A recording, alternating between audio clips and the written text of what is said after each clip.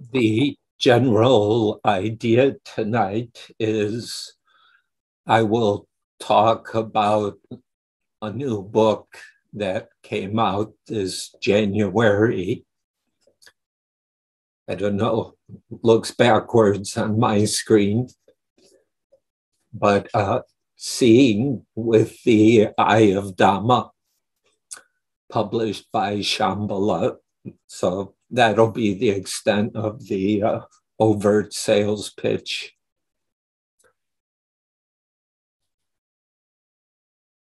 I'd like to start, I'm thinking of calling this the blessings of translation practice. I'll be talking about the book's contents, but also a bit of the practice of translating and what a blessing it can be. Because I had been in the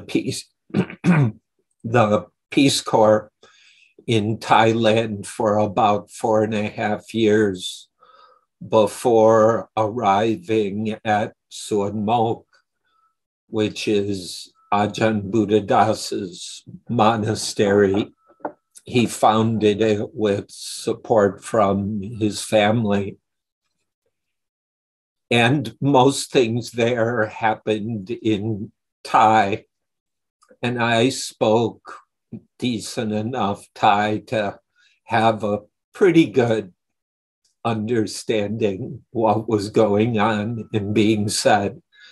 And that rapidly improved over the next few years.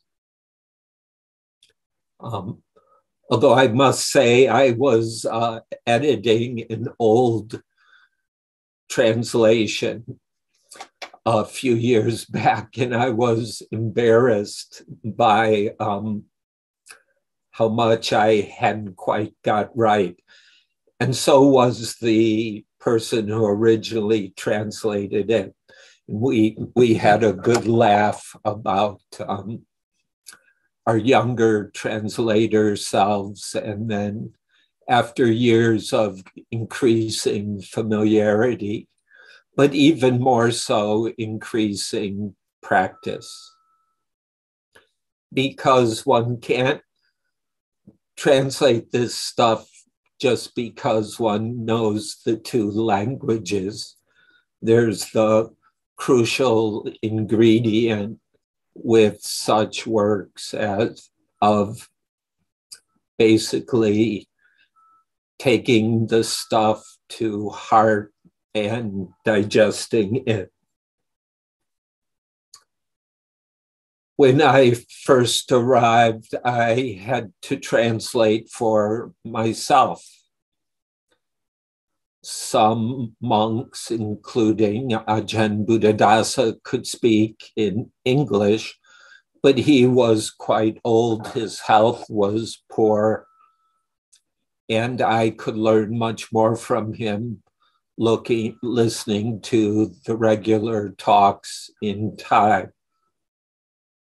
And I could benefit others because dozens of non-Thais were coming through, and few of them knew Thai.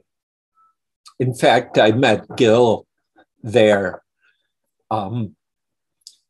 and I had the advantage of knowing Thai.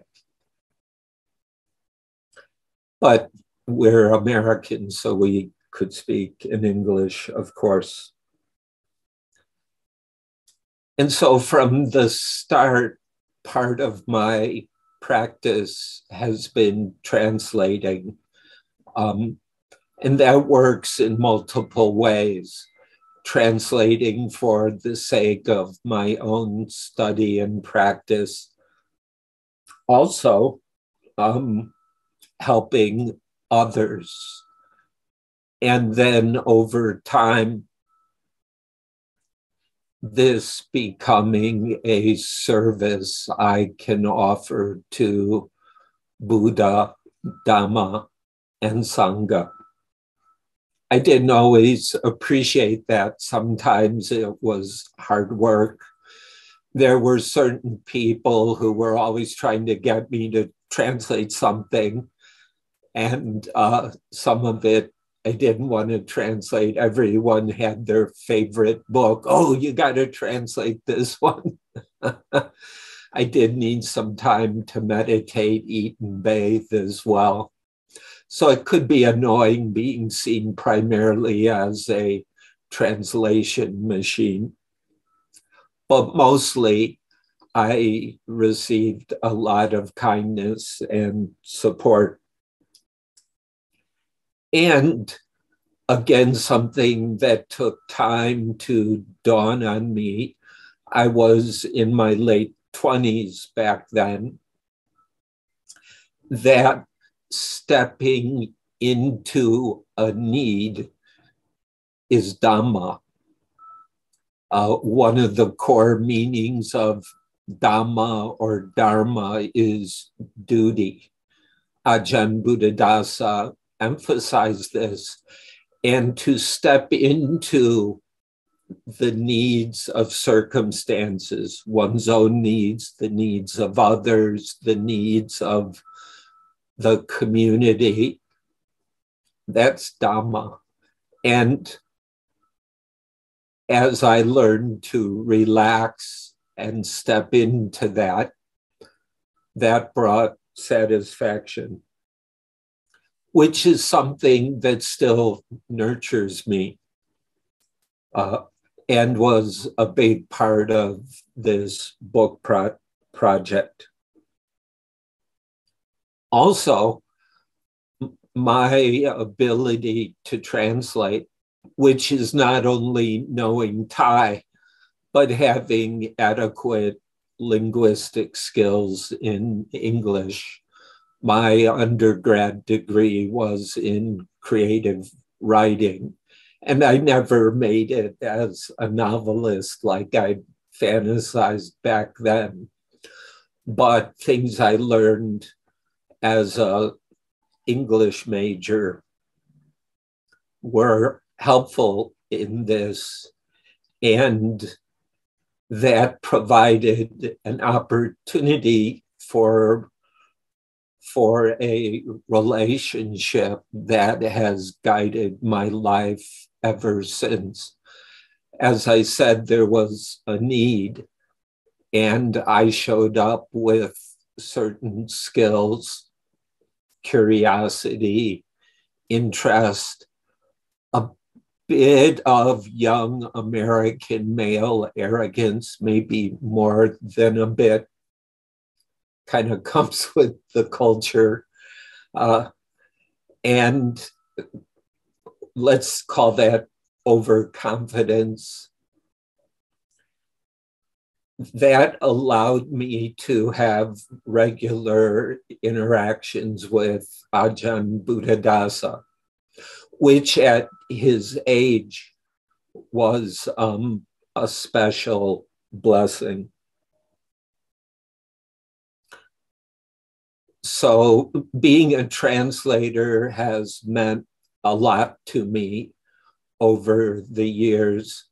And in various ways, it's still a big part of my life, whether translating from Thai to English or studying the Pali Suttas and trying to convey what they say to people who struggle with reading the original teachings or for whatever reason are uninterested.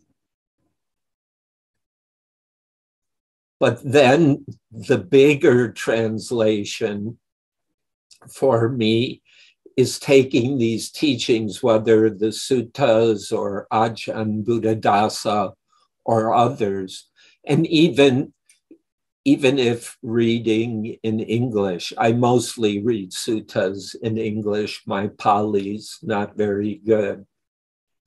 But the real translation is into practice.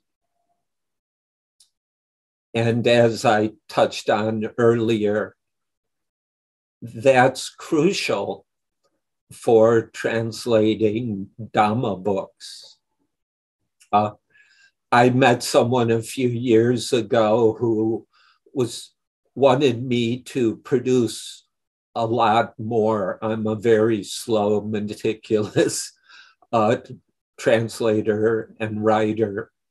And he was telling me of software that you can train on existing translations, and then it will produce rough drafts, which I can then edit. I looked into that for about 45 minutes, but it never grabbed me and probably never will. Because, and speaking especially for seeing with the eye of Dhamma,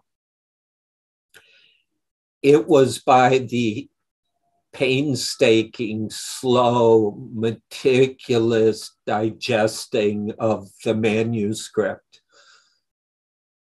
going through the Thai manuscript many, many times, going through the original translator's work, and then polishing, editing, refining, retranslating, working mostly in two languages, occasionally a bit of, well, quite a bit of Pali terminology as well. And turning that into my own practice. I was fortunate in a way, or at least for me, COVID was a silver lining. I was just before COVID really hit here. I was in Brazil leading a retreat, doing other stuff, and at the time finalizing agreements about my role with this book, which had shifted from just doing some polishing to doing a complete workover of the manuscript. And then I came home in early March 2020. And for the first time in many years, had a sustained period of time to work with a text. And fortunately, I had one that was quite meaningful to me. In the past, because I travel a lot teaching, or used to, I would do this kind of work in chunks. And that for me was quite disruptive. Now, although I was doing some online retreats, in 2020 into 2021, I had the benefit. And it's weird because for many, COVID was, as you know, quite hard and disruptive. And for me, it was in certain ways, like financially. For me, my wife, and Kevala retreat, it was pretty scary on that side. But on the Dhamma side, it opened up all this space. And so for weeks and months, over a year, I was working with this book and translating it into my own practice. I came to see the book as a contemplative journey, and that was based on my own experience of chapter by chapter. And as I said, I'm slow. Plus, there are things to do around our center, animals to take care of, chores, things like that. And each day working with the themes and teachings of Ajahn Buddhadasa's book.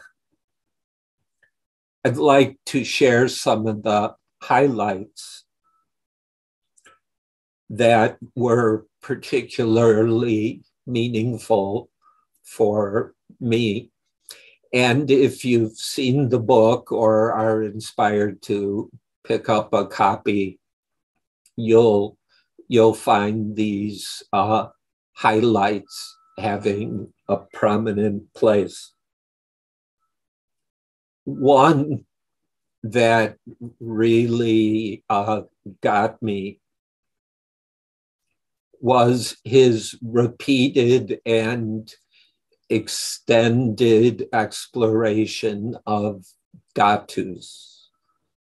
Dhatus is a Pali word, in some ways similar in meaning to dhammas, phenomena, but it's usually translated elements.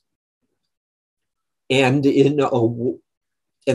it's a teaching I've struggled to fully take in. And I think that's because I grew up learning chemistry, where the elements are in the periodic table. And plus, I grew up in a materialistic culture, capitalism all over the place, consumerism. And I've worked with the elements teaching, 4 elements, 6 elements, gazillions of elements. For Ajahn Buddhadasa, following the Buddha, everything's an element. But they're not elements in the periodic table. The way I finally got this was elements of experience. If we pay attention to physical experience, we'll find the elements of solidity and taking up space. I'm using Ajahn Buddhadasa's explanations of earth element, cohesion, holding together, water element, temperature and combustion, fire element, movement, including all change, wind element. And these require space element, and there's no awareness of them without consciousness element. These 6 are kind of the fundamental elements of experience. Feelings, an element of experience, perception, thought, greed, hatred, delusion, kindness, and compassion. All these are elements of experience. And if we practice with this teaching, which I enjoy doing, particularly in the chapters where I really needed to take this in and find words that conveyed Ajahn Buddhadasa's meaning and hopefully the Buddha's meaning,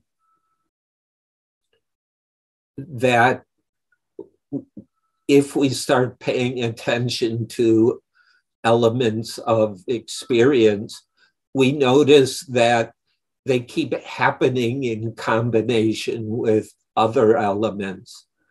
And if we keep watching the combinations, we'll notice how this keeps changing. I don't want to throw big poly terms at you like impermanence or anicca, because that's not the point. It was contemplating this. And I think Ajahn Buddhadasa was pretty good at not telling us what we're supposed to see, not giving us the answers, but saying, look, look, look, which was his understanding of vipassana. Looking is contemplation. If we keep looking, there's seeing, which is the meaning of vipassana or insight.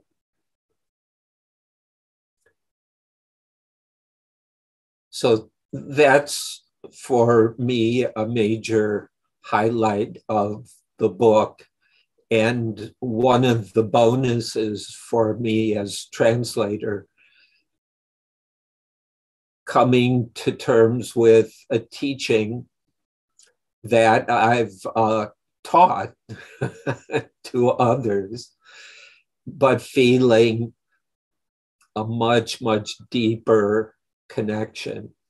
Right now, elements of experience, sound, visuals, recognitions, memories, words, and then words with meanings, elements combining, shifting, changing. And on one level, that's all life is, this ever-changing, combining and uncombining of elements of experience. And I'm not talking about some external reality. I'm sure that's got its elements too. Which kind of leads me to another highlight of the book, worlds.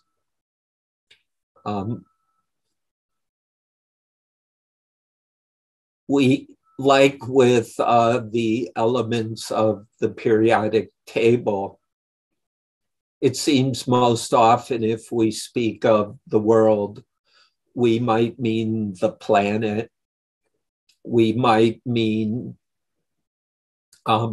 society, and sometimes the Buddha seems to have used the word world as society, people in general, in the area where he lived.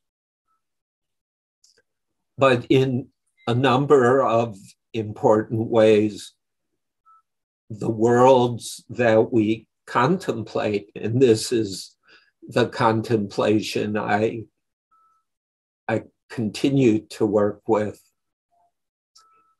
is the worlds of the senses. The Buddha spoke of various worlds of the eyes, ears, nose, tongue, body, and mind, or if you prefer, heart. Some of these are heavens or paradises. Some of them are hells and places of torment. And there are direct quotes from the Buddha of these worlds arising with the eyes, ears, nose, tongue, body, and mind or awareness or consciousness. Worlds of memory, worlds of emotion, worlds of opinion. Some people are very curious about how the world formed, how many billion years ago was it, and the Big Bang, even more billions, the so-called universe. That's interesting stuff, But in Dhamma practice, the worlds that Ajahn Buddhadasa, probably in line with the Buddha, kept encouraging through in this book is to pay attention to the worlds of the senses. And again, there's some things he told us about what to see, but one of the primary ones is it's just so. So instead of laying on the official Buddhist line of what insight's about, there's some of that because he's a loyal Buddhist in many respects. But often he would use the word, his translation of the Pali word tatata, which is often translated thusness. Just so, just like this, which actually says nothing. It just says there's this. And the rest is for consciousness, mind to pay attention with enough focus, calm, and clarity to see. I think this is brilliant stuff rather than telling us what to believe or programming ourselves to be good Buddhists. And much of his original audience, they had already picked up all these Buddhist teachings. And what he's trying to do in seeing with the Eye of Dhamma is to see, use these, I would say, eyes, use these eyes of Dhamma to look and see. So whether it's looking in terms of elements of experience or looking at the worlds, watching the worlds of the senses. And I must say, I find this real helpful as I continue to be concerned about climate change, habitat destruction, ongoing wars in the world, wars that my own country has done far too much to encourage, or the wars the United States initiated. Of course, those were just wars, unlike the war in Ukraine. Those are things that don't sit well with me, and it's real easy to feel overwhelmed by all the, to put it simplistically, bad stuff going on in the world. And I've no interest in denying stuff like climate change or brutality in Ukraine, Yemen, or factory farms in rural Wisconsin or California. But what we're actually experiencing are the worlds of the senses. And a lesson for me that was highlighted working on this book is that by being mindful of the worlds of the senses, we're in better shape to respond to the worlds out there. I hope that's coherent. Part of it is watching how worlds are created and how worlds pass away. It's going on constantly.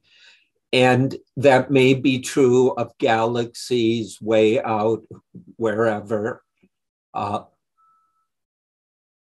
it's totally true of eyes, ears, nose, tongue, body, and mind, or memory, or imagination, or thought, right here.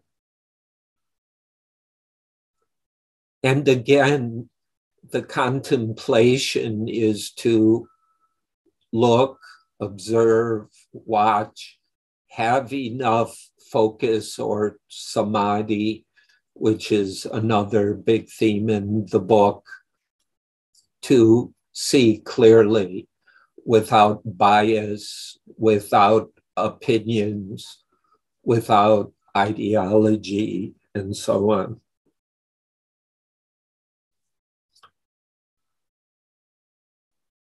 Another aspect of the book that I had lots of fun with is everything is samsara. To go back in my own history with Buddhist teachings and practice, when I first heard often dogmatically about traditional notions of rebirth, they never appealed to me. And regrettably, I had a certain aversion to traditional rebirth teachings, whether in Theravada forms or Tibetan or Chinese or whatever. These were common in Thailand and around the Buddhist world. And so I got used to samsara as a way of talking about rebirth. And samsara, in the popular understanding, as I understood it back in the 80s and 90s, was, oh, samsara is you're born, you die, you get born again, you die again. And it's just suffering and suffering for over and over again until you get enlightened and somehow escape from all that. In short, I had a certain bias, certain aversive bias, and tended to just disregard this teaching. But I couldn't disregard it when there was a major chapter in this book about samsara, at least half a chapter. And so I had to bite the bullet and digest this, which was healthy, because aversion and biases regarding teachings, even if they turn out to be not what the Buddha actually said, although it's hard to prove, and we don't have to form opinions one way or the other, but at least on certain things where the evidence is murky.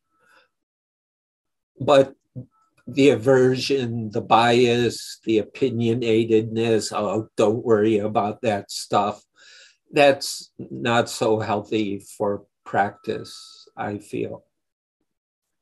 So I was kind of stuck. And as I worked on the sections about samsara, and due to time, I'll simplify. Ajahn Buddhadasa emphasized that samsara means spinning. Wandering might be a little more accurate, but the word that really got me was spinning. And then he's describing how everything is spinning. And this is, with dhatus combining, discombining, worlds being created, passing away. I got into watching spinning, which means cycles and patterns, and going through days where significant periods of watching patterns, all the patterns in me, the patterns of sunrise, sunset, the phases of the moon, the seasons. If we pay attention, everything is made of cycles. The water cycle that we depend on, for example, digestive cycles, breath, breathing in, breathing out cycles. And so I came to see samsara is all about recycling. Forget about rebirth, not my favorite belief, but I'm much more tolerant of it these days. But recycling, constant recycling. And sure, that's what we do with our plastic with little triangles on it and glass bottles and stuff. But it's all recycling. And this helped me. I have certain lazy tendencies. I'm not good at cleaning. And there are things like that, or flossing, that actually I'm still not good at flossing, but I'm better at cleaning now by seeing that these things like cleaning, all the onerous chores, are just keeping my living quarters in decent shape. Cooking food over and over, doing dishes over and over. Some of those things I quite like cooking, making coffee and tea, cleaning cat boxes, sweeping the floor, scrubbing toilets. Those aren't the ones I like. But seeing them within cycles of basically life helped me to relax and just, okay, just participate in these cycles of life. And this is part of Ajahn Buddhadasa's take on samsara, as well as elements and everything else. It's all nature. And so instead of picking and choosing the stuff we like, the stuff we don't like, seeing it all as nature recycling. And of course, some awareness that that's happening with this body.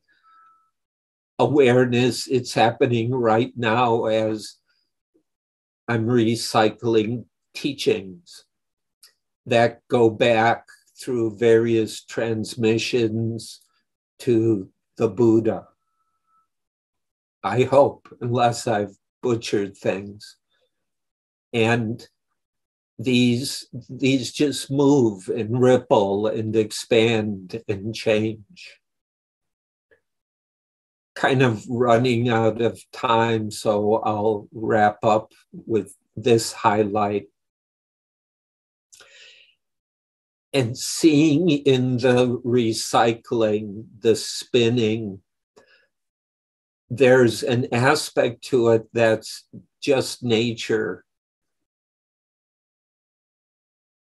And then sometimes there's the perceiving part of it as me, and then the rest as other. And taking the me part as special or central, giving it weight and importance, sometimes in really messed up, neurotic ways, sometimes in nice, creative, loving ways. But watching the natural samsaras, like the movement, I live in the, not quite in the woods, but next to the woods, a nice valley.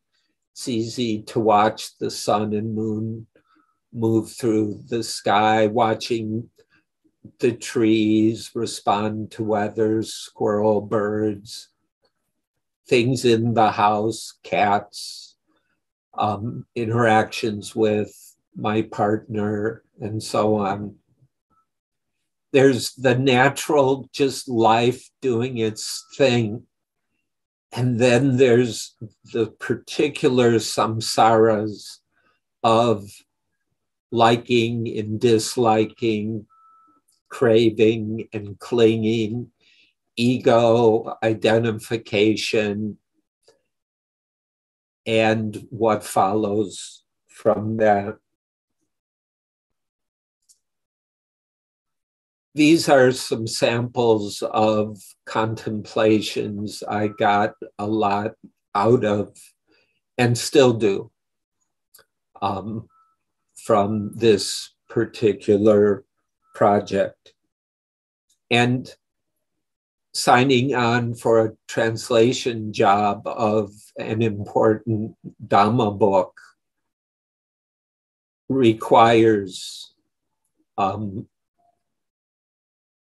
really practicing in these ways. And as well as doing standard sitting practice of various forms and incorporating elements and samsaras, noticing all the samsara that goes on in meditation, the natural sort, like breathing in and out, and the neurotic sort, or as Ajahn Buddhadasa emphasizes, the stuff we don't understand, the stuff we don't see clearly. That is the ignorant stuff. It's not ignorant, but the not seeing clearly is where the ignorance is. Ignorance simply means not knowing, not understanding. People tend to take it as pejorative and somehow negative. It's just a description. Often there's not understanding. And so things get neurotic, messy, and there's suffering. By contemplating such things, we inevitably observe how suffering happens. It's not required to point out the suffering.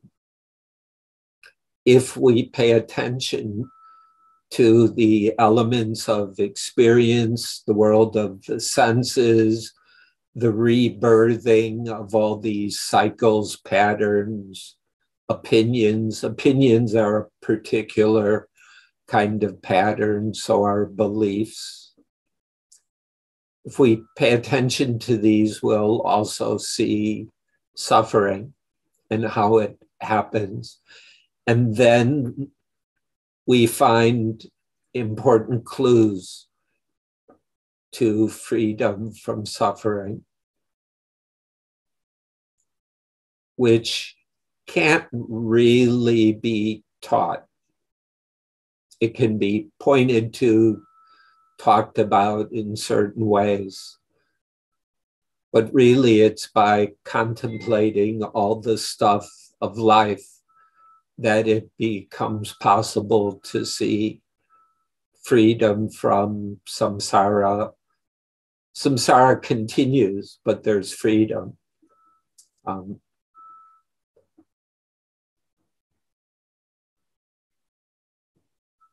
Oh, and I should conclude by,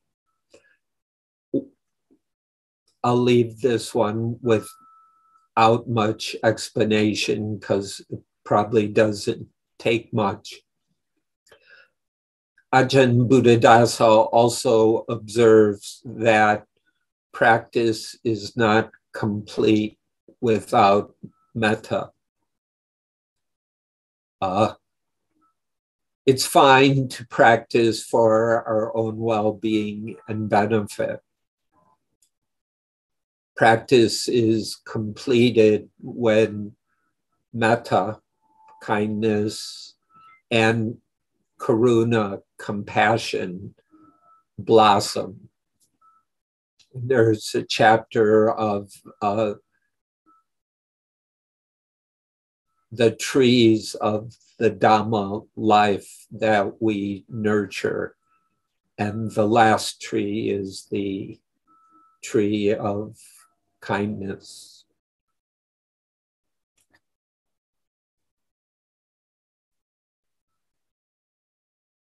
So I'll stop here with some of my favorite highlights from seeing with the Eye of Dhamma. And we've got 35 minutes for whatever you'd like to talk about. If there are questions, I'll respond. I may not have any answers. If you want to comment on something, I'll listen. And I guess we raise hands and then I call on you. Aaron, if I pronounced that correctly. That's it. So Santikaro, thank you for doing the translation of this book. I've just started reading it. And I can't help but think that the title has something to do with stream entry. Could you make a comment? Could you comment about that?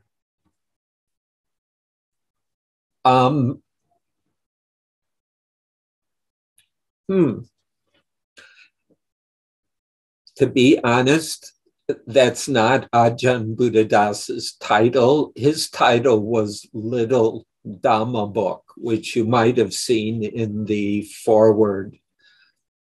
But there was agreement. I was the last one to sign on to this, but the editors and various people said, that's not going to work on bookshelves.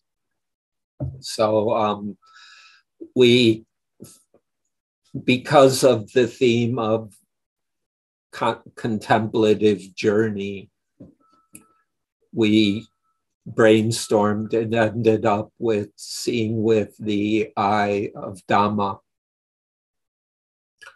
So in our thinking, stream entry wasn't mentioned, but I think it's a reasonable guess on your part. It might not be too far off. I actually don't think in terms of stream entries so much myself. But stream entry, one traditional notion of it, which is maybe what you're thinking of, is to have that first real penetrating insight into what in the book is called non-fabrication or non-concocting. Traditionally, that's spoken of as nibbana, when there's a clear enough vision of the end of suffering, life changes course.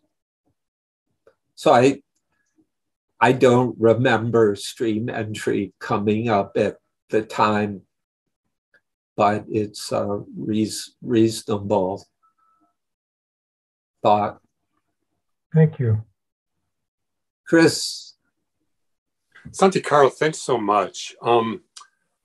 I was turned on to Buddhadasa's work by Larry Rosenberg, and who else? Jack spoke of him, Guy Armstrong, Gill. There's a number of teachers that spoke to him, and I read initially Heartwood many years ago, and I just picked it up again a few hours ago to get prepped for this because I've been meaning to reread it. It finally made sense to me. When I read it 10 years ago, I mean, I needed like another decade of practice to sort of get in alignment with it.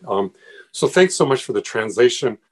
I just wanted to also honor the Peace Corps. It seems as you, Jack Kornfeld, Joseph Goldstein, and Ajahn Sumedho all entered that practice through the Peace Corps. So I don't know, honor JFK and the Peace Corps, I guess, right now. Anyway, thanks so much for your work. Thank you. Yeah, Peace Corps, my reasons for entering were somewhat muddled, but it opened up cool stuff. And I have lots of Thai friends if I ever have to leave the US. I've got a place to go. And especially my understanding of Buddhism before Peace Corps was minimal. And so I'm very grateful for Thai culture, Thai society, and Thai Buddhism, and Peace Corps.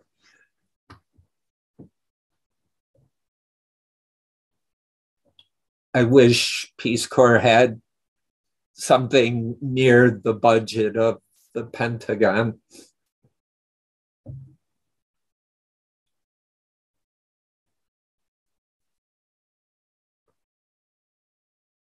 Ali, hi. Hi, thank you so much, sir, for being here with us and sharing the words of wisdom. I was just wondering to get your opinion on the habits that you had mentioned about the samsara, because I do have like these like mental habits that it's harder to overcome. It's been like ingrained for so long.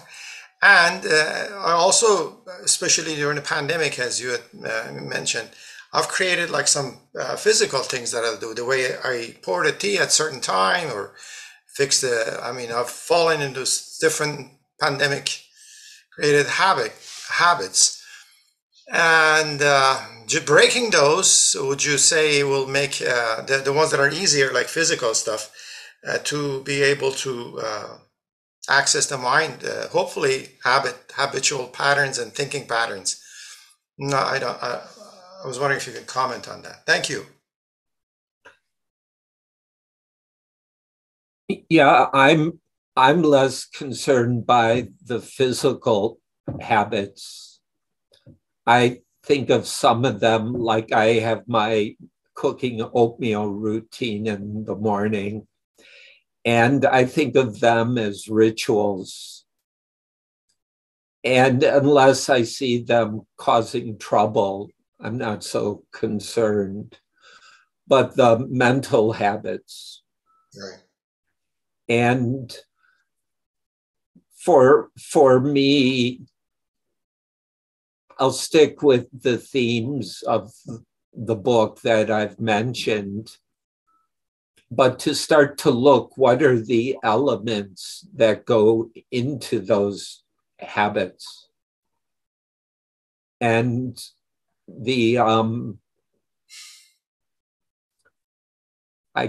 I'll mention the sensory worlds, but especially I continue to find it helpful when I observe an opinion as a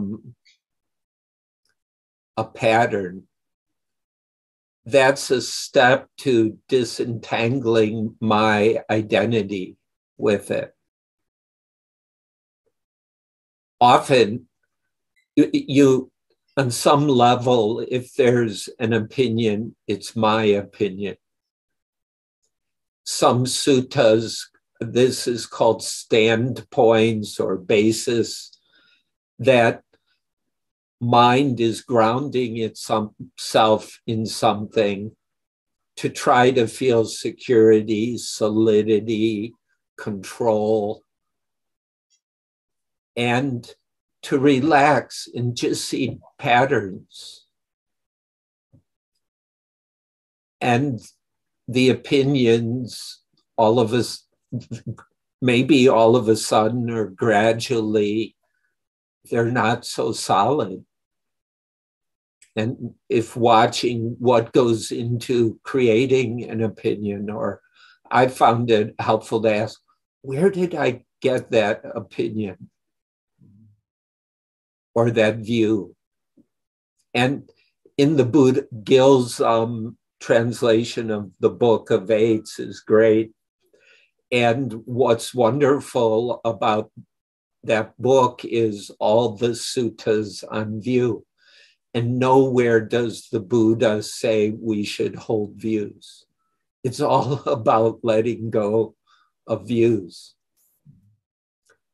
And so I'm using opinions or views, which is different than skillful perspectives. And then there are other thinking patterns, habitual planning, worry, self-deprecation, and so on.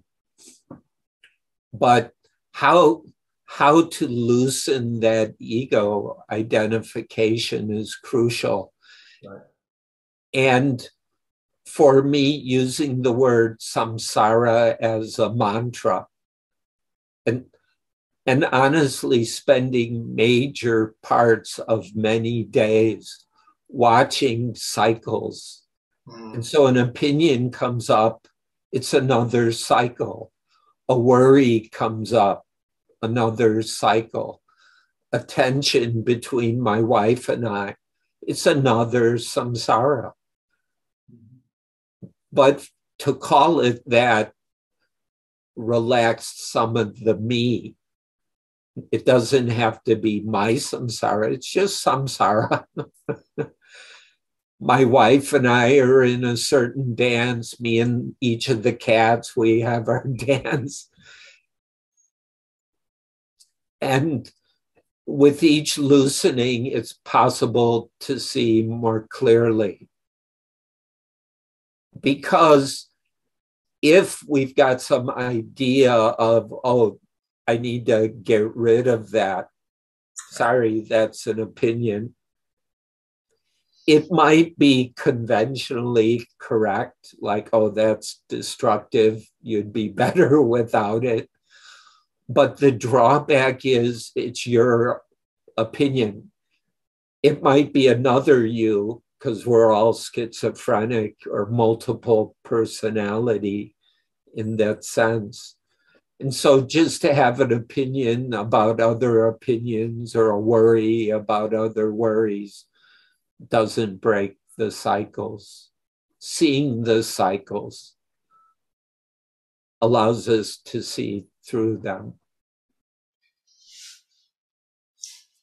Thank you. You're welcome. Thought I saw a hand or a chat.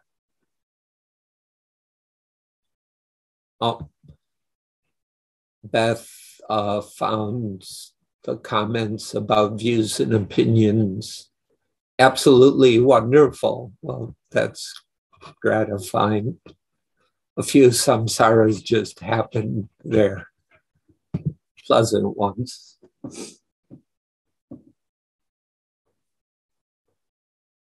Thanks, Beth. Ron? You're muted. Thank you for these very interesting teachings. I appreciate it. I had a question regarding your idea of samsara as being a recycling, basically the way nature, evolution recycles, material, energy, that sort of thing. How is that connected with this Buddhist principle of dependent origination? For example, is samsara seen as a manifestation of dependent origination, or is dependent origination somehow different than what you're describing? I would say depends partly how you use the word dependent origination, or I prefer dependent co-arising. Ajahn Buddhadasa has a book on that. That in our understanding, paticca samuppada is the conditional processes that lead to suffering, that condition, support, underpin, foster, and maintain suffering. From that perspective, dependent co-arising is a particular, describes these samsaras of suffering. Unlike what I called the natural samsaras, like the water cycle or the circulation of blood in the body, the digestive processes, these need not be suffering. Mm-hmm. Dependent co-arising is a careful look at how through not understanding there's a particular energy. Ajahn Buddhadasa called it the power of concocting that shapes how we experience life and react. Mm-hmm. And that reaction's based in clinging to self, which is unstable and basically neurotic. Well, would clinging to self that results in suffering, is the clinging an example of the conditions that you've contributed to making the suffering come about? Conventionally, yeah, you, but clinging is what makes it you. Mm-hmm. Because it's not really you, it's just these natural elements combining. But the clinging, the core meaning of clinging is clinging to the subject, taking the subject of experience as me. Mm-hmm. And that gets then layered onto the sense of me, a separate. We can try to solidify our separateness. Anger and fear really exaggerate that separateness, make it worse, make it more conflictive, and so on. Thank you. Sorry about the you part. It's a pattern I've got. Just drop in one piece. The penultimate chapter of the book is about Sankara and Visankara, concocting or fabricating, and non-concocting, non-fabricating. And it's possible to conceive of these as separate or opposites, and in a way they are. But I want to end with a theme I've been mentioning. It's by watching the fabricating, the concocting, that there are glimpses of non-concocting. And then there's nobody to be liberated. There's nobody to get enlightened.